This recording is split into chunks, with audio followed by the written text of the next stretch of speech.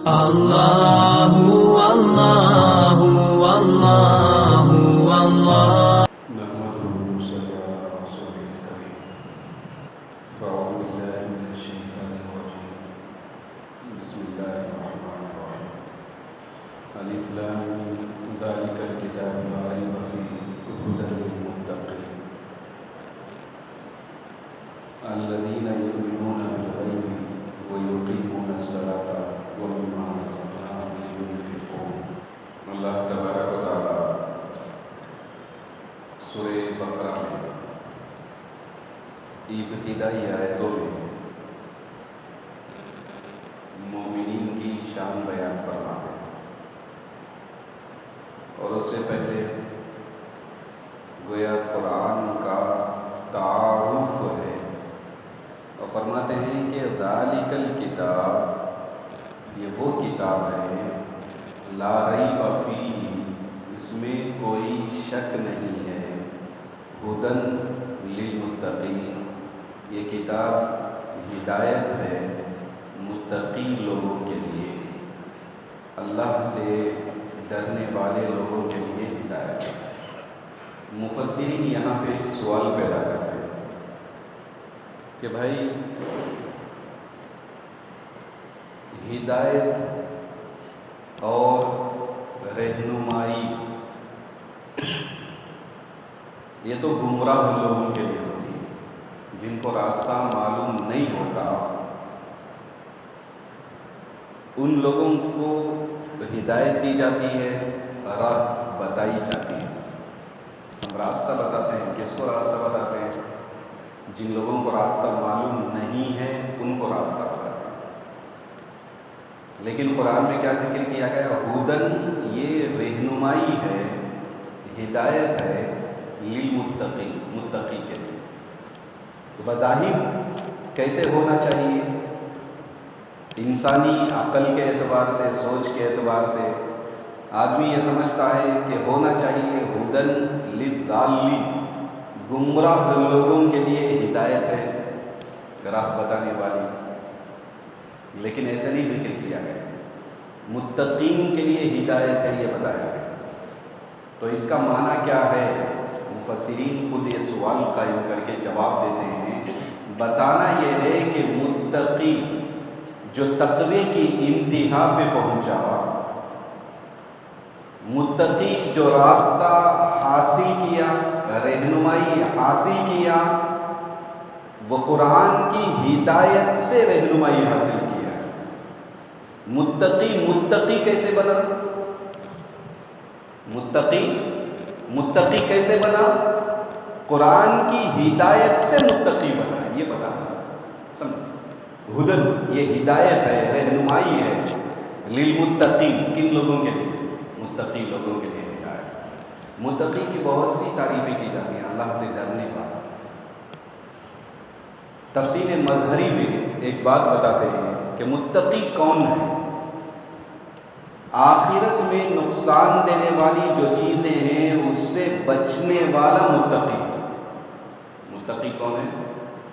آخرت میں جو نقصان دینے والی چیزیں ہیں ان چیزوں سے بچنے والا متقی۔ اب کون سی چیزیں نقصان دینے والی ہیں؟ 3 چیزیں بتاتے ہیں۔ پہلی چیز شرک، آدمی شرک کر کے یہاں پہ آخرت میں گیا تو وہاں تو ہلاک ہو گیا، برباد ہو گیا، نقصان ہی نقصان۔ تو شرک سے بچنے والا، یہ ادنی درجے کا تقوی۔ دوسرا، معصیت اور گناہ سے بچنے والا، معصیت اور گناہ سے بچنے والا، اس لیے کہ یہ گناہ اور معصیت بھی آخرت میں نقصان پہنچانے والی چیزیں ہیں۔ آدمی اپنے گناہ کی وجہ سے آخرت میں بہت نقصان اٹھائے گا، گھاٹے میں ہوگا۔ تو گناہوں سے بچنے والا، آخرت میں جو نقصان دینے والی چیز، دوسری چیز یہ گناہ، معصیت جسے کہتے ہیں، اس سے بچنے والا متقی ہے، اور یہ درمیانی درجے کا تقوی ہے۔ اعلیٰ درجے کا تقوی کیا ہے؟ جو لایانی اور بیکار چیزیں ہیں، جو لایانی اور بیکار چیزیں ہیں ان کو چھوڑ کر، ان سے بچ کر اللہ کے ذکر میں لگنے والا یہ اعلیٰ درجے کا متقی ہے، اور یہ بہت مشکل ہے۔ لایانی چیزوں سے، بیکار چیزوں سے بچنا یہ بہت مشکل ہے۔ آج کے زمانے میں خاص کر ہم جتنے امور صبح سے لے کر شام تک ہم جتنے کاموں میں مصروف رہتے ہیں، ان میں سے زیادہ تر کام بیکار کام، لایانی کام۔ فون میں گیم کھیلنا بھی بیکار، اس کے ویڈیوز دیکھنا بیکار، لایانی ہے، گناہ بھی ہے۔ یہ پٹاخے وغیرہ پھوڑنا، دیواولی منانا، یہ بھی گناہ کے کام ہے اور لایانی تو ہے ہی۔ تو یہ قرآن ہدایت کس کے لیے ہے؟ اور تمام چیزوں سے جو گناہ کے کام ہیں، جو لایانی چیزیں ہیں، ان تمام چیزوں سے بچ کر اللہ کے ذکر میں جو مصروف رہتا ہے، اپنے آپ کو مشغول رکھتا ہے، وہی متقی ہے، اور اسی کے لیے یہ ہدایت ہے، یہ قرآن ہدی للمتقین۔ یہاں پر ایک اور بات بتا دیں، سورہ فاتحہ میں بندہ اللہ تعالیٰ سے دعا کیا، بلکہ اللہ دعا کرنا سکھایا۔ کیسا؟ اہدینا الصراط المستقیم، ہم تفسیر پڑھ کے آئے، اے اللہ ہماری رہنمائی فرما، سیدھے راستے کے ہمیں ہدایت اور رہنمائی فرما۔ وہ جو سوال سورہ فاتحہ میں کیا گیا، اس کا جواب اور اس کا راستہ اللہ نے سورہ بقرہ میں بتایا۔ جس ہدایت کو تم نے طلب کیا، وہ ہدایت یہ ہے۔ کیا ہے ہدایت؟ متقی لوگوں کے لیے، اللہ سے ڈرنے والوں کے لیے، جو تم نے سوال کیا وہ چیز تم کو ملنے والی، ہدایت تم کو ملنے والی۔ کس کے لیے؟ اللہ سے ڈرنے والے کے لیے۔ بات سمجھ میں آ رہی؟ ہدی للمتقین۔ متقین کے بعض چنندہ اوصاف قرآن آگے ذکر کرتا ہے۔ قرآن کیا ہے؟ ابتدائی طور پر اہم بات اللہ نے قرآن کا تعارف کرا کے قرآن کے تعلق سے اللہ نے بتا دیا کہ یہ متقی کے لیے ہدایت ہے۔ اب متقی کی جو چنندہ صفتیں، مخصوص صفتیں، بہت سی صفتیں ہیں متقی کی، نماز پڑھنے والا، صحیح طریقے پہ روزہ رکھنے والا، حج کرنے والا، اللہ کا ذکر کرنے والا، عبادتوں میں مشغول رہنے والا، ہر نیک کام کو کرنے والا، ہر برے کام سے بچنے والا، نبی علیہ السلام کی اطاعت کرنے والا، اللہ کے اوامر کو مان کر منہیات سے روکنے والا۔ بہت طویل فہرست متقی کی، کیا ہے جی؟ لمبی فہرست ہے، لیکن اللہ ان میں سے گن کر بعض صفتوں کو چن کر اللہ فرماتے ہیں۔ کون ہے معلوم متقی؟ الذین، وہ لوگ ہیں، اللہ خود فرماتے ہیں متقی کون؟ الذین، وہ لوگ ہیں، یؤمنون بالغیب، جو غیب پر ایمان لاتے ہیں، بن دیکھے اللہ کو مانتے ہیں۔ عقائد سے متعلق ساری چیزیں ذکر کر دی گئی بالغیب۔ جو مومن کے لیے عقائد جو ضروری چیزیں ہیں، جس کے بغیر آدمی کا ایمان مکمل نہیں ہو سکتا، عقائد کا ایک اہم باب ہے، اس سارے باب کو اللہ نے جمع کر دیا بالغیب والے لفظ۔ سمجھ میں آئے گا؟ مومن کون؟ پہلے ایمان، یؤمنون، کیا کرنے والا؟ ایمان لانے والا، یؤمنون بالغیب۔ ایک ایک لفظ سمندر ہے قرآن۔ اللہ کیا فرماتے ہیں؟ متقی کون ہے؟ یؤمنون بالغیب، سب سے پہلی صفت ایمان لاتا ہے غیب کی چیزوں پر۔ ایمان کسے کہتے ہیں؟ ایمان کہتے ہیں التصدیق بالقلب والاقرار باللسان، زبان دل سے تصدیق کرنا اور زبان سے اقرار کرنا، یہ ایمان ہے۔ ایمان کیا ہے؟ بولو۔ دل سے تصدیق کرنا اور زبان سے اقرار کرنا، یہ ایمان ہے۔ صرف پہچاننا اور جاننا یہ ایمان نہیں ہے۔ صرف اقرار کرنا، زبان سے ادا کرنا، یہ ایمان نہیں ہے۔ پہچاننے کو کیا نہیں بولتے؟ یہود تو نبی علیہ السلام کو ایسے پہچانتے تھے جیسے وہ اپنی اولاد کو پہچانتے ہیں۔ قرآن کہتا ہے یعرفونہ کما یعرفون ابناءہم، یہود نبی علیہ السلام کو کیسے جانتے، وہ کیسے پہچانتے؟ جیسے اپنی اولاد کو آدمی پہچانتا ہے، اولاد کے اولاد ہونے میں کوئی شک نہیں ہوتا، کوئی تردد نہیں ہوتا، ویسے وہ نبی کو جانتے ہیں کہ یہ خاتم النبیین، یہ سید الانبیاء، یہ وہ نبی ہیں جن کی بشارت تورات و انجیل میں دی گئی، لیکن مانتے نہیں تھے۔ یعرفون، تو پہچانتے تھے لیکن دل سے تصدیق نہیں تھی، لہذا مومن نہیں۔ یہود کیا نہیں ہے؟ مومن نہیں ہے۔ زبان سے اقرار تو بہت سے لوگ کر لیتے ہیں، اداکاروں کو اداکاری کرتے ہوئے ضرورت پڑتی ہے تو زبان سے کلمہ شہادت کو ادا کر لیتے ہیں، لیکن زبان سے کلمہ شہادت کے ادا کرنے پر اس کو مومن اور مسلمان نہیں کہا جائے گا۔ کیوں؟ اس کے دل میں ایمان نہیں ہے، اس کے دل میں تصدیق نہیں ہے، اس لیے وہ مومن نہیں ہے۔ تو مومن کون ہے؟ دل سے بھی ماننے والا، زبان سے اقرار کرنے والا، یہ مومن۔ ہم زبان سے اقرار کرتے نا، لا الہ الا اللہ، اللہ کے علاوہ کوئی معبود نہیں، زبان سے اقرار کرتے ہیں، اور ہمارا دل بھی اس بات کی گواہی دیتا ہے کہ اللہ کے علاوہ کوئی معبود نہیں ہے، ہم کسی کو معبود مانتے نہیں ہیں، یہ ایمان ہے۔ تو ایمان کے بعد اللہ ذکر کرتے ہیں یؤمنون بالغیب، وہ کس پر ایمان لاتے ہیں؟ غائب، پوشیدہ چیزوں پر ایمان لاتے ہیں۔ اللہ پوشیدہ ہے، دکھائی نہیں دیتا، اللہ دکھائی دیتا ہے، دکھائی نہیں دیتا۔ انبیاء موجود ہیں، موجود نہیں ہیں۔ فرشتے اب اس وقت ہم ان کو دکھائی، حالانکہ فرشتے مساجد میں موجود ہوتے، یہ مساجد یہ اللہ کے گھر ہیں، یہاں جیسے میں اور آپ یہاں پر موجود ہیں ویسے فرشتے یہاں پر موجود ہوتے ہیں، لیکن ہم اور آپ ان کو دیکھ نہیں سکتے۔ پاکیزہ گھر ہے، اللہ کا گھر ہے، فرشتے موجود ہیں، دکھائی نہیں دیتے، غائب چیزیں ہیں۔ اور مومن وہ ہے کہ فرشتوں کو بھی مانتا ہے جو غائب ہے، انبیاء جو گزر چکے ان کو بھی مانتا ہے جو غائب ہے، آخرت کو مانتا ہے، جنت و جہنم کو مانتا ہے، تقدیر کو مانتا ہے، جس کو جوڑا گیا ہمارے لیے ایک کلمے، ایمان مجمل اور ایمان مفصل۔ ایمان مفصل کیا ہے معلوم نہیں؟ اس میں غائب کی ساری چیزیں ہمارے لیے جوڑے ہیں۔ قرآن کی کسی آیت میں ایمان مفصل مکمل نہیں ہے۔ ہم پڑھتے ہیں نا، آمنت باللہ وملائکتہ وکتبہ ورسلہ والیوم الآخر والقدر خیرہ وشرہ من اللہ تعالی والبعث بعد الموت۔ ایمان مفصل پڑھتے نا، قرآن کی کسی آیت میں یہ پورا کلمہ نہیں ہے، حدیث میں کہیں بھی یہ پورا کلمہ نہیں ہے، حالانکہ ہم میں سے ہر ایک جانتا ہے، ہمیں مکتب میں پڑھایا جاتا، ہمیں یاد دلایا جاتا ہے، یہ مجموعہ ہے۔ قرآن میں جو عقائد سے متعلق جو چیزیں جا بجا ذکر کی گئی ان کو جمع کیا گیا، ایک مجموعہ۔ احادیث میں جو کلمے ذکر کیے گئے ان کو جمع کر کے ہمارے مسلمانوں کے ہاتھ میں دیا گیا اور بتایا گیا، یہ ایمان ہے، یہ عقیدہ ہے، یہ غیب کی ماننے والی چیزیں ہیں۔ غیب کے ماننے والی کیا چیزیں ہیں؟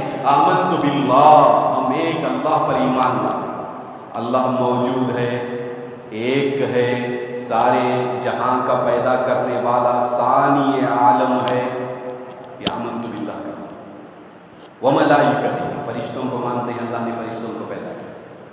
وکتبہ، ساری کتابوں کو ہم مانتے ہیں، اللہ نے 4 کتابیں، بڑی کتابیں نازل کی، تورات، زبور، انجیل اور قرآن، ہے نا؟ 4 کتابیں ہیں نا؟ کیا کتابیں؟ بولو، تورات، زبور، انجیل، قرآن، یہ 4 کتابیں بڑی کتابیں، اور چھوٹی چھوٹی کتابیں اللہ نے نازل کی، انہیں صحیفے کہتے ہیں۔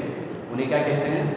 صحیفے کہتے ہیں۔ یہ 4 کتابیں 4 انبیاء، موسیٰ علیہ السلام پہ تورات، داؤد علیہ السلام پہ زبور، عیسیٰ علیہ السلام پہ انجیل، سرکار دو عالم صلی اللہ علیہ وسلم پہ قرآن نازل کیا گیا۔ بڑی کتابیں، چھوٹی بہت سی کتابیں اللہ نے نازل کی۔ وَكُتُبِهِ وَرُسُلِهِ، تمام رسولوں کو مانتے ہیں، حالانکہ ہم اب نہیں ہیں نا، ہمارے سامنے دکھائی دیتے کہ نبی علیہ السلام، صحابہ کے زمانے میں نبی سامنے تھے، لیکن نبی سے پہلے جتنے انبیاء آئے وہ سب غائب، اور ہمارے دور میں نبی بھی ہمارے سامنے موجود نہیں ہے، اور ان سے پہلے والے انبیاء بھی ہمارے سامنے موجود نہیں۔ سب غائب ہیں، لیکن ہم تمام کو مانتے ہیں، ان پہ یقین لاتے ہیں کہ اللہ نے ان کو مبعوث کیا ہے، اللہ نے ان کو شریعت دے کر بھیجا ہے اپنی قوم کی ہدایت کے لیے۔ مانتے ہیں نا تمام انبیاء کو؟ انبیاء کتنے ہیں؟ یہ قول یہ ہے کہ 1,24,000، لیکن یہ متعین نہیں ہے، کم و بیش، اسی لیے بولنے والے ساتھ کیا بول رہے ہیں؟ کم و بیش، زیادہ بھی ہو سکتے ہیں، بلکہ زیادہ ہے۔ بہت سے نبیوں کو اللہ نے بھیجا، اور اللہ خود قرآن میں فرماتے ہیں کہ بعض نبیوں کا ہم نے تذکرہ کیا ہے قرآن میں، اور بعض نبیوں کا تذکرہ ہم نے نہیں کیا۔ بہت سے نبیوں کو اللہ نے لوگوں کی ہدایت کے لیے بھیجا۔ آمنت باللہ ملائکتی و کتبی و رسلی والیوم الآخر، قیامت کے دن کو ہم مانتے ہیں۔ قیامت کا دن قائم ہوگا، ہم پڑھ کر آئے نا، قیامت کا دن کیا ہوگا؟ بہت خطرناک دن، ایسا دن کہ اللہ اس کے تعلق سے فرماتے ہیں اس دن میں تم لوگوں کو دیکھو گے کہ وہ نشے میں ہوں گے، حالانکہ انہیں نشہ نہیں ہوگا۔ اس دن کے ہولناکی کی وجہ سے، اس دن کی شدت اور مصیبت کی وجہ سے لوگ ایسے نظر آئیں گے کہ وہ نشے میں ہیں، حالانکہ انہیں وما ہم بسکارا، حالانکہ وہ نشے میں نہیں ہوں گے۔ وہ دن کیسا ہوگا؟ قرآن ہمیں بتاتا ہے قیامت کا تم دن جانتے ہو، یوم یفر المرء من اخیہ و امہ و ابیہ و صاحبتہ، آدمی اپنی بیوی کو دیکھ کر بھاگے گا، اپنے ماں باپ کو دیکھ کر بھاگے گا، اپنے بچوں کو دیکھ کر بھاگے گا، اپنے دوست و احباب کو دیکھ کر بھاگے گا۔ اس طرح خطرناک دن تمہارے سامنے آنے والا، اس دن کو مانتے ہیں۔ آخرت جو چھپی ہوئی چیز ہے نا، یہ دن کیا کرتے ہیں؟ مانتے ہیں۔ تو آخرت کو مانتے ہیں۔ آمنت باللہ وملائکتہ وکتبہ ورسلہ والیوم الآخر والقدر خیرہ وشرہ من اللہ تعالی، ہر اچھی اور بری تقدیر اللہ کی جانب سے۔ تفصیل انشاءاللہ بعد میں بتاؤں گا تقدیر کے بارے میں جب اس کی بحث آئے۔ والبعث بعد الموت، اور ہم مانتے ہیں کسے؟ مرنے کے بعد دوبارہ زندہ کیا جائے گا، اس کو ہم مانتے ہیں۔ یہ بھی غائب ہے، پوشیدہ چیزیں۔ مرنے کے بعد کوئی آدمی ایسے ہی فنا نہیں ہوگا، مٹی میں مل کر مٹی نہیں ہوگا، آگ میں مل کر اس کے ذرات ہوا میں اڑا دیے گئے اور پانی میں اس کو بہا دیا گیا، ایسا بھی نہیں ہوگا، بلکہ اس کو دوبارہ پیدا کیا جائے گا۔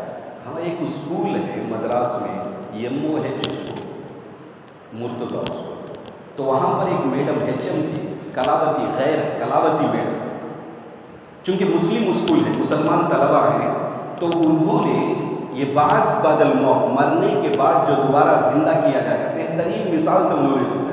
میں اپنی کلاس میں بھی طلباء کو جب یہ بحث آتی ہے، سبق آتا ہے، تو اپنی کلاس میں بھی اس مثال کے ذریعے میں سمجھاتا ہوں۔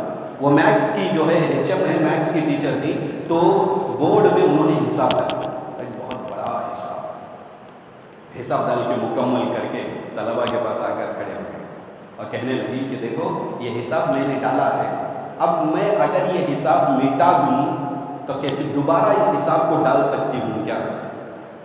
میں حساب ڈال دی ہوں بورڈ میں، اس کو مٹا دیا تو کیا دوبارہ میں ڈال سکتی ہوں کیا؟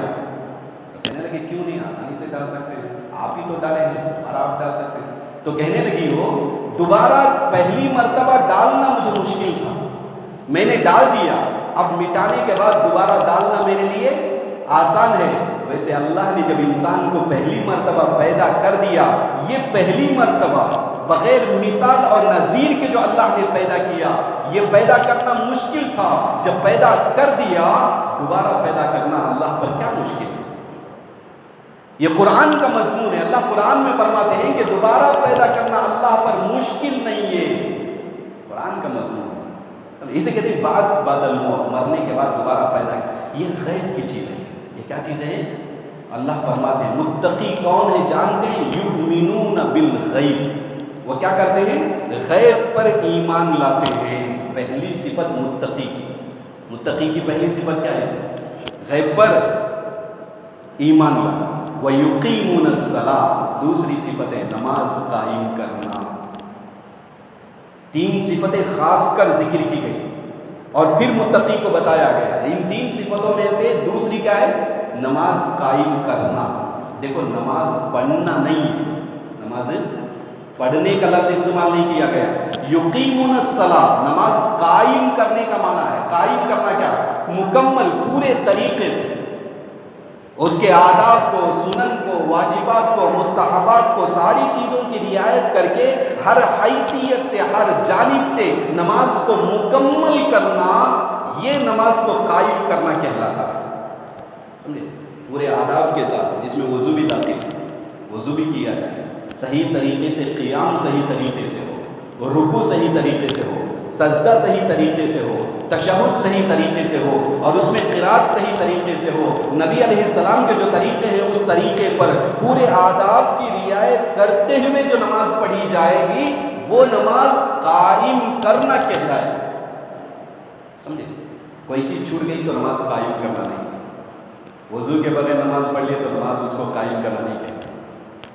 قرات ہم نے برابر نہیں پڑھی، فاسد کر دیا تو اس کو نماز قائم کرنا نہیں کہتا. ایک صاحب میر مبارک محدث رحمت اللہ علیہ گزرے. انہوں نے دیکھا کہ ایک پارچہ بان کپڑوں کو فروخت کرنے والا ایک آدمی نماز کو آتا نہیں، ذرا دور ہے، نماز کو آتا نہیں. تو حضرت سوچے اسے نماز کے قریب کیا جائے، نماز کا پابند بنایا جائے. اس کو بلایا، بلا کر پوچھا بھائی کیا بات ہے، آپ نماز کو آتے نہیں ہیں، آپ نظیر میں دکھائی نہیں دیتے، کیا بات ہے؟ کہنے لگا حضرت کیا ہے، بہت دور میں وہاں سے یہاں آ کر اگر میں نماز پڑھوں تو مجھے کاروبار میں، تجارت میں نقصان ہو جائے گا. پوچھا کتنا نقصان ہوگا؟ 1 پیسے کا نقصان. اس زمانے کے اعتبار سے کتنا نقصان ہوگا؟ 1 پیسے کا نقصان. تو حضرت کہنے لگے ٹھیک ہے، 1 پیسہ ہم تم کو دے دیں گے، کل سے تم کیا کرنا؟ نماز کو آ جانا. تمہارا وہ جو نقصان ہو رہا ہے 1 پیسے کا، وہ 1 پیسہ ہم تم کو دے دیں گے، کل سے نماز پڑھنے کے لیے آ جاتا. تو نماز کو آتا رہا. اوقات گزرے، دن گزرے. ایک مرتبہ حضرت نے دیکھا، وہ آیا نماز کو، سیدھا نماز میں کھڑا ہو گیا، وضو کیا نہیں. حضرت دریافت کیا بھائی وضو کیا نہیں، وضو کیے بغیر نماز کیسے ہوتی؟ اس کو بلائے اور بلا کر پوچھنے لگے کیا بات ہے، تم نماز کو آتے ہو اور وضو کیے بغیر تم نماز پڑھتے ہو، یہ نماز کیسے صحیح ہوگی؟ نماز را بے طہارت می خانی. حضرت پوچھ لے نماز را بے طہارت می خانی، کیا تم نماز کو بغیر وضو کے پڑھتے ہو؟ تو کہنے لگا حضرت 1 پیسہ 2 کار نمی تواں کر، 1 پیسے سے 2 کام نہیں کیے جاتے. آپ نے نماز پڑھنے کے لیے پیسہ دیا، ہم نماز پڑھتے ہیں. وضو کرنے کے لیے آپ نے پیسہ نہیں دیا، اس لیے ہم کیا نہیں کرتے؟ وضو نہیں کرتے. 1 پیسہ 2 کار نمی تواں کر، 1 پیسے سے 2 کام نہیں کیے جاتے. حضرت مسکرائے گئے، پھر بولے گئے اسے اور 1 پیسہ بھی دینا تاکہ انہیں وضو کر لیتے، وضو کر کو نماز پڑھے تھے بول کے 1 اور پیسہ بھی دیے. پھر آگے کتاب میں لکھے ہیں، آگے چلتے چلتے پڑھتے پڑھتے وہ نماز کا پابند بن گیا اور کہنے لگا کہ حضرت مجھے پیسوں کی ضرورت نہیں، مجھے اس کی حقیقت معلوم ہو گئی. تو بہرحال اس طرح نمازوں میں لگاتے ہیں. نماز قائم کرنا کا معنی کیا ہے؟ اس کے تمام آداب کے ساتھ صحیح طریقے سے وضو کر کے اس کے جتنے آداب ہیں ان آداب کی رعایت کرتے ہوئے نماز پڑھنا، یہ یقیمون الصلاۃ. نماز کیا کرنا ہے؟ قائم کرنا ہے. سمجھ میں آ رہی ہے؟ تو اللہ فرماتے ہیں الذین یؤمنون بالغیب، جو غیب پر ایمان لاتے ہیں، ویقیمون الصلاۃ، نماز قائم کرتے ہیں، ومما رزقناہم ينفقون، جو ہم نے ان کو دیا اس میں سے خرچ کرتے ہیں. تو متقی کی تیسری صفت، پہلی صفت کیا ہے؟ غیب پر ایمان لاتے ہیں، اور دوسری صفت کیا ہے؟ نماز قائم کرتے ہیں، اور تیسری صفت کیا ہے؟ جو ہم نے دیا اس میں سے خرچ کرتے ہیں. یہ 3 صفتیں متقیوں کے اندر پائی جائے گی. دیکھو اس میں لفظ ہے مما رزقناہم، جو ہم نے دیا. رزقنا، اللہ فرماتے ہیں تو ہمارے پاس جو مال ہے، ہمارے پاس جو دولت ہے، ہمارا جو مکان ہے، ہماری جو پراپرٹی ہے، جس جائیداد کے ہم مالک ہیں، اس کا اصل مالک اللہ ہے. اس کا اصل مالک کون ہے؟ اللہ کیا فرماتے ہیں؟ مما رزقنا، ہم نے دیا تو ہم مالک ہیں، اور تمہارے پاس امانت ہے. یہ مال و دولت کیا ہے؟ تمہارے پاس امانت ہے. لہٰذا ہم حکم دیتے ہیں، ہم مالک ہیں کہ اس مال کو غربا پر، مسکینوں پر، اور زکوٰۃ کا موقع ہے تو وہ جو قدر نصاب ہے، وہ جو مقدار واجب ہے، اس واجب مقدار کو ادا کرو. ہمارے حکم کو مما رزقناہم ينفقون، جو ہم نے دیا اس میں سے خرچ کرتے ہیں. اس میں سے کیا کرتے ہیں؟ بات سمجھ. یہ 3 صفتیں متقی کی ہیں. آگے اللہ فرماتے ہیں والذین یؤمنون بما انزل الیک، وہ لوگ جو ایمان لاتے ہیں بما ان چیزوں پر انزل الیک جو آپ کی طرف نازل کیا گیا. نبی علیہ السلام کے زمانے میں جو ایمان لے کر آئے یہ 2 طرح کے لوگ تھے. کتنے طرح کے لوگ تھے؟ 2 طبقہ، 2 جماعتیں. ایک جماعت کیا؟ پہلے مشرک تھی اور پھر اس کے بعد ایمان لے کر آ گئے نبی کے ہاتھ پہ. ایک جماعت پہلے کیا تھے؟ مشرک تھے، شرک کرنے والے، کافر. یہ کیا کیے؟ ایمان لے کر آ گئے. تو مشرکین کا ایمان لے کر آنا یہ ایک جماعت. اور ایک جماعت کون سی ہے؟ جو پہلے اہل کتاب تھے، جو پہلے کتاب کے ماننے والے. نبی کے زمانے میں 2 جماعتیں، ایک جماعت مشرکین کی اور ایک جماعت اہل کتاب یعنی یہود و نصارہ. آسمانی کتابیں جو نبی سے پہلے نازل کی گئی ان کتابوں کے ماننے والے بنو اسرائیل، یہود و نصارہ، یہ ایک جماعت. مومنین بھی ایمان، وہ جو مشرکین تھے نا وہ مشرکین بھی ایمان لے کر آئے، یہ ایک جماعت. اہل کتاب جو ہیں وہ بھی ایمان لے کر آئے، یہ ایک جماعت. 2 جماعتیں ہو گئی نا. بات سمجھ میں آئی؟ تو اوپر کی جو آیتیں ہیں یہ مشرکین کے تعلق سے جو ایمان لے کر آ گئے. اوپر کی آیتیں جو اب بیان کی گئی وہ کن کے تعلق سے؟ جو مشرک تھے پہلے، ابھی نبی کی دعوت پر وہ ایمان لے کر آ گئے، ان کے تعلق سے اللہ نے فرمایا الذین یؤمنون بالغیب ویقیمون الصلاۃ ومما رزقناہم ینفقون. یہ جماعت کے بارے میں. دوسری ایک جماعت ہے نا اہل کتاب، پہلے اپنے اپنے نبی کو مانتے، عیسیٰ علیہ السلام کو ماننے والے عیسائی نصرانی، موسیٰ علیہ السلام کو ماننے والے یہودی نبی کے آنے سے پہلے. اب نبی کے آنے کے بعد وہ کیا کرے؟ ایمان لے کر آ گئے. حدیث میں آتا ہے ان لوگوں کو 2 اجر دیا جائے. ان لوگوں کو کتنا اجر دیا جائے؟ 2، ڈبل ثواب دیا جائے. کیوں؟ اس لیے کہ پہلے نبیوں پر بھی ایمان لے کر آئے اور پھر جو دوسرے نبی آ گئے تو اس نبی کو چھوڑ کر نبی علیہ السلام پر پھر سے ایمان لے کر آ گئے. تو یہ جو اہل کتاب ہے ان کو ڈبل اجر ہے. یہ جماعت جو ہے ان کے تعلق سے اللہ فرماتے ہیں والذین یؤمنون بما انزل الیک، وہ لوگ جو ایمان لاتے ہیں بما، کس پر؟ ان چیزوں پر انزل الیک جو کیا کی گئی؟ آپ کی طرف نازل کی گئی.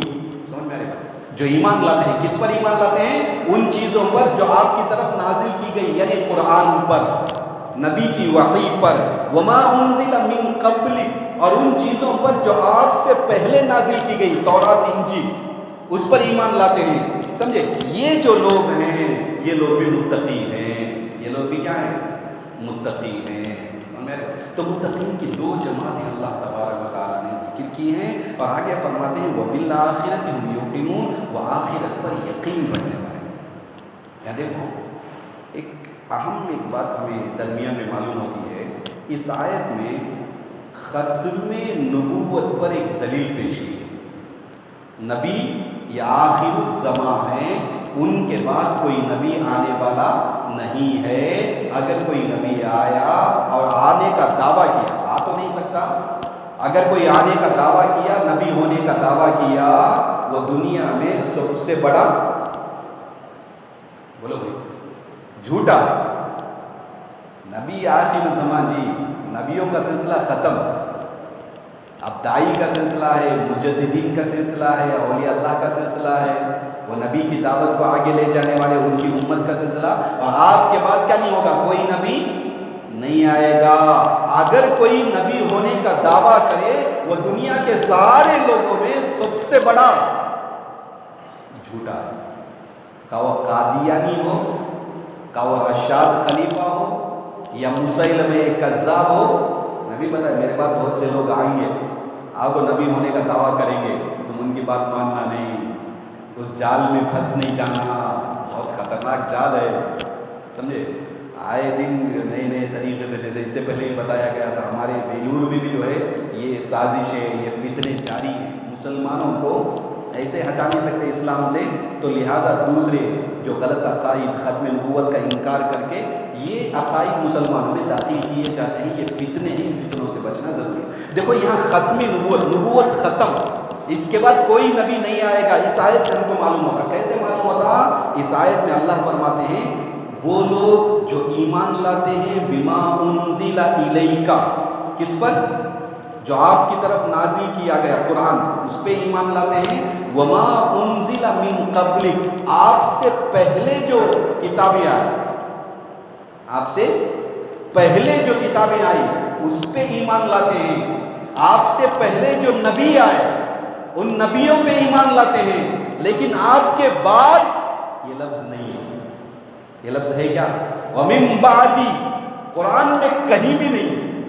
قرآن میں یہ من قبلک والا جو لفظ ہے یہ ایک جگہ نہیں، 40-50 جگہ اس طرح کا مضمون اللہ نے ذکر کیا۔ کتنی جگہ قرآن میں؟ 40-50 مقامات میں اللہ نے اس مضمون کو ذکر کیا۔ مومنین اہل کتاب جو آپ سے پہلے لوگوں پر ایمان لانے والے، من قبلک، من قبلک، من قبلکم، قبلکا، اس طرح کے الفاظ قرآن میں۔ من قبلک کا لفظ بار بار ذکر کیا گیا، من قبلکم یہ لفظ بھی ذکر کیا گیا، قبلکا یہ لفظ بھی ذکر کیا گیا، اور سارے لفظوں کا معنی کیا؟ آپ سے پہلے جو گزرے، آپ سے پہلے جو گزرے ان پہ ایمان لانے والے، یہی لفظ ہے۔ ان 50 مقامات میں کہیں بھی نہ صراحتاً نہ اشارتاً من بعد کا لفظ نہیں ہے۔ صراحتاً بھی نہیں ہے، اشارتاً بھی کیا نہیں ہے؟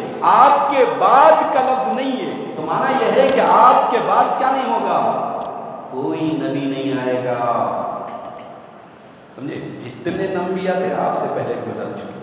تو بہرحال وَبِالْآخِرَةِ هُمْ يُوقِنُونَ، آخرت پر یقین رکھنے والے، آخرت پر۔ غیب کا لفظ اوپر ذکر کیے نا، اوپر کیا لفظ ذکر کیے؟ یؤمنون بالغیب، غیب پر ایمان لانے والے۔ ہم تفسیر سنے اس کی، غیب سے کیا مراد؟ اللہ ہے، رسول ہے، فرشتے ہیں، جنت و جہنم ہے، آخرت ہے، یہ بھی ہم سنے۔ ایمان مفصل میں آخرت کا لفظ آتا نا، تو آخرت کا لفظ گزر چکا، پھر سے اللہ دوبارہ ذکر کرتے ہیں اس کے اہم ہونے کی وجہ سے۔ آخرت کا جو اعتقاد ہے، آخرت کا جو عقیدہ ہے، یہ اہم ہونے کی وجہ سے اس کو اللہ نے دوبارہ ذکر کیا، اس لیے کہ یہ عقیدہ انقلاب ہے۔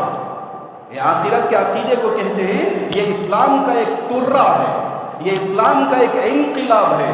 یہ آخرت کا عقیدہ ایسا ہے، اس عقیدے کی وجہ سے آدمی مسلمان گناہوں سے خود بخود رک جاتا ہے، اسے روکنے کی ضرورت نہیں، کسی محافظ کے حفاظت کرنے کی ضرورت نہیں، کسی آفیسر کے آرڈر ڈالنے کی ضرورت نہیں۔ آخرت کا جو عقیدہ ہوتا ہے، آخرت کا جو یقین ہوتا ہے کہ میرے یہاں کرنے کے بعد اللہ کے سامنے جا کر اس کا مجھے جواب دینا ہے، اور میرا ہر عمل لکھا جا رہا ہے جس کے تعلق سے مجھ سے پوچھا جائے گا، آخرت میں سوال کیا جائے گا۔ یہ عقیدہ، یہ اعتقاد جب آدمی کے اندر آتا ہے تو خود بخود گناہوں سے رک جاتا ہے، اسے روکنے کی ضرورت نہیں، ہندوستانی قوانین کو لاگو کرنے کی ضرورت نہیں ہے، یا کسی بھی ملک کے قوانین کو لاگو کرنے کی ضرورت نہیں، خود بخود خواہ لوگوں کے درمیان ہو یا تنہائی میں ہو، جسے کہتے ہیں جلوت میں ہو یا خلوت میں ہو، لوگوں کے درمیان ہو تو بھی گناہ سے رکتا۔ مسلمان کیوں رکتا؟ آخرت کا عقیدہ ہے، یقین ہے آخرت میں مجھے جا کر جواب دینا پڑے گا، مجھے عذاب دیا جائے گا اگر میں نے یہاں پہ گناہ کیا۔ اللہ ڈراتے ہیں آخرت کے تعلق سے، فرماتے ہیں دیکھو یتیموں کا جو تم مال کھاتے ہو، یتیموں کا جو تم مال کھاتے ہو، اللہ فرماتے ہیں یہ مال کھا کے تم اپنے پیٹ میں آگ کو بھرتے ہو۔ مانا کیا ہے؟ آخرت میں جانے کے بعد اگر تم یتیم کا مال کھا کے میرے پاس آئے تو تمہارے پیٹ کو آگ سے بھرا جائے گا۔ ان الذين ياكلون اموال اليتامى ظلما انما ياكلون، جو لوگ یتیموں کا مال ظلمن کھاتے ہیں وہ اپنے پیٹ میں آگ کو بھرتے ہیں۔ اب کون مسلمان یتیموں کا مال کھائے گا؟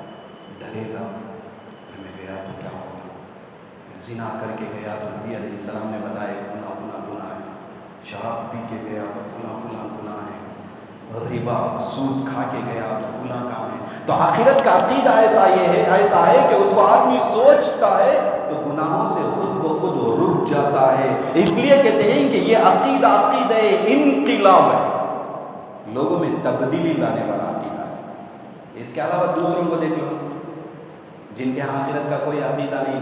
ہم مرے پھر واپس دنیا میں آئے، مرے پھر واپس دنیا میں آئے، کئی جنم آتے رہے. ان کے یہاں کیا ہے؟ جھوٹ بولو، چوری کرو، زنا کرو، قتل کرو. قتل کرنے میں بھی آدمی جھجکتا نہیں ہے، ڈرتا نہیں ہے، خوف کھاتا نہیں ہے. ارے میں معصوم کو قتل کرتا ہوں، ایک ناحق آدمی کو قتل کرتا ہوں، اسے خوف نہیں. کیوں خوف نہیں؟ آخرت کا عقیدہ اس کے پاس نہیں ہے. اسے ڈر نہیں ہے کہ میرے مارنے کی وجہ سے مجھے مارا جائے گا، میرے قتل کرنے کی وجہ سے مجھے قتل کیا جائے گا، مجھے آگ میں ڈالا جائے گا، سزا دی جائے گی. یہ آخرت کا اعتقاد اور یقین نہیں ہے. گناہ کرتا رہتا ہے، خوف نہیں. ربا، سود وغیرہ جتنے گناہ ہوتے ہیں یہ دنیاوی خوف ہوتا ہے، دنیاوی قوانین ہوتے ہیں، اس کے علاوہ تو خوف نہیں ہوتا نا. لیکن مسلمانوں کے یہاں آخرت کا ایک عقیدہ ہے. اس کی اہمیت کو ظاہر کرنے کے لیے قرآن میں ایک اور مرتبہ اس کو ذکر کیا گیا، جبکہ غیب میں یہ معنی آ گیا، غیب میں یہ مضمون آ گیا، پھر دوبارہ ذکر کیا گیا وَبِالْآخِرَةِ هُمْ يُوقِنُونَ. وہ آخرت پر کیا کرنے والے ہیں؟ یقین کرنے والے ہیں. یہ لوگ کون ہیں؟ اللہ فرماتے ہیں اولئک علی ھدی من ربہم، یہی لوگ ہدایت پر ہیں اپنے رب کی جانب سے. متقی بتائے نا، متقی کے تعلق سے 4 باتیں بتائے نا. پہلی بات کیا بتائے؟ غیب پر ایمان لانے والا، نماز قائم کرنے والا، اللہ نے جو دیا رزق دیا ہے اس میں سے خرچ کرنے والا، اور نبی پر ان سے پہلے والے انبیاء پر یقین رکھنے والا، ایمان رکھنے والا. یہ جو لوگ ہیں نا، اللہ فرماتے ہیں اولئک علی ھدی، یہی ہدایت پر ہے. ہدایت کو صرف فاتحہ میں طلب کیے نہیں، اور اللہ نے ابھی فرمایا نہیں ھدی للمتقین. تو اللہ فرماتے ہیں یہ صفات جن کے اندر ہے، تو ہمیں یہ صفات پیدا کرنے کے لیے انشاءاللہ پیدا کریں گے. نماز پڑھنا ہے، اور پہلی بات کیا ہے؟ آپ غیب سے متعلق، اعتقاد سے متعلق تمام چیزوں کو پوری مضبوطی کے ساتھ ہمارا یقین، پھر نماز اور زکوٰۃ و صدقہ، اور اسی طرح وہ آخرت وغیرہ کو مانا. اولئک علی ھدی من ربہم، یہی لوگ ہدایت پر ہیں اپنے رب کی جانب سے. واولئک ھم المفلحون، اور یہی کامیاب ہیں. یہی کیا ہے؟ کامیابی کی سرٹیفکیٹ دی جا رہی ہے. بھائی یہ صفات کو اپنانے والا کامیاب ہے بول کے کامیابی کی سرٹیفکیٹ دی جا رہی. کون دے رہا؟ قرآن دے رہا. اور قرآن کے راستے اللہ تبارک و تعالیٰ فرماتے ہیں اولئک ھم المفلحون، یہی فلاح پانے والے، یہی کامیابی حاصل کرنے والے لوگ. کامیابی کہاں؟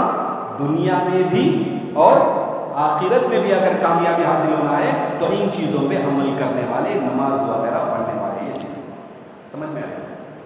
تو بہرحال نماز کے تعلق سے باتیں آئی، تو اس میں ایک درمیان میں ایک بات، ابھی ہمارے قریب جو ہے 25 تاریخ کو شاید منگل کے دن سورج گرہن ہونے والا ہے بول کے ایک میسج آ رہا ہے کیا؟ یہ تمل ناڈو میں ہو سکتا ہے، سورج گرہن کہتے ہیں. بعض مسائل ہم کو معلوم ہے، تفسیر میں آئے تو فائدے ہی فائدے ہیں، مسائل بعض معلوم ہو جائے. سورج گرہن کی نماز نبی علیہ السلام نے پڑھی ہے. نبی کے زمانے میں ایک مرتبہ ہوا، آپ پریشان ہو گئے اور فوراً نماز کے لیے مسجد کی طرف آئے. آپ نے صلاۃ الکسوف یہ پڑھی ہے. جب سورج گرہن ہوتا ہے تو نبی علیہ السلام کیا کرتے ہیں؟ نماز پڑھتے ہیں. یہ صلاۃ الکسوف کیا ہوئے؟ جتنی دیر گرہن ہوتا ہے، 1 گھنٹہ 1.5 گھنٹہ، اتنی دیر نماز پڑھنا ہے. اس کے جب گرہن شروع ہوا تب بھی شروع کر سکتے ہیں، یا درمیان میں بھی شروع کر سکتے ہیں. سورج گرہن ختم ہونے کے بعد نماز نہیں ہے. سورج گرہن کی نماز کب ہے؟ سورج گرہن رہنے تک نماز. ہم نے باقیات میں بھی نماز پڑھی اس سے پہلے، طویل صورتیں پڑھتے ہیں. اس میں طویل صورتیں پڑھنی ہے، 2 رکعت ہوتی ہے جماعت کے ساتھ. تنہا بھی ہم پڑھ سکتے ہیں، تنہا بھی پڑھ سکتے ہیں. تنہا پڑھے تو 2 بھی پڑھ سکتے ہیں، 4 بھی پڑھ سکتے ہیں. نفل نماز مسنون نماز ہے. ٹھیک ہے. جماعت کے ساتھ پڑھے تو عام طور پہ 2 رکعت نماز پڑھائی جاتی. طویل صورتیں ہوتی ہیں, طویل صورتوں میں آپ کو کھڑا ہونا ممکن ہے تو کھڑے رہو. گزشتہ مرتبہ ایک مرتبہ صلاۃ الکسوف ہم پڑھے, درمیان میں بہت سے لوگ گر گئے. ارے بھائی کھڑنے نہیں ہوتا تو بیٹھ جاؤ, اجازت ہے شریعت میں. کھڑ کر ہی پڑھنا یہ ضروری نہیں ہے. کھڑنے نہیں ہو تو کیا ہونا ہے, 1 گھنٹہ کھڑا ہونا ہے, کھڑ نہیں سکتا آدمی تو نہیں, اپنے آپ پہ ظلم کر کے کھڑا ہونا ہے ضروری نہیں. بیٹھ جائے, بیٹھ کر نماز پڑھے. ٹھیک ہے, بات سمجھ میں. تو 2 رکعت اس میں اذان اور اقامت نہیں ہے, اذان اور اقامت.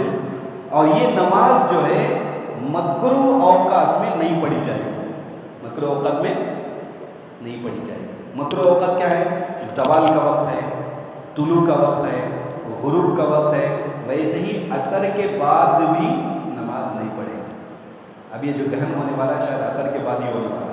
5:11 سے 6:03 تک کی ہے عصر کے بعد. تو عصر کے بعد کیا نہیں ہے, نفل نماز نہیں ہے, تو پڑھنے کا نہیں ہے. مسئلے ہم کو معلوم ہو جاتا.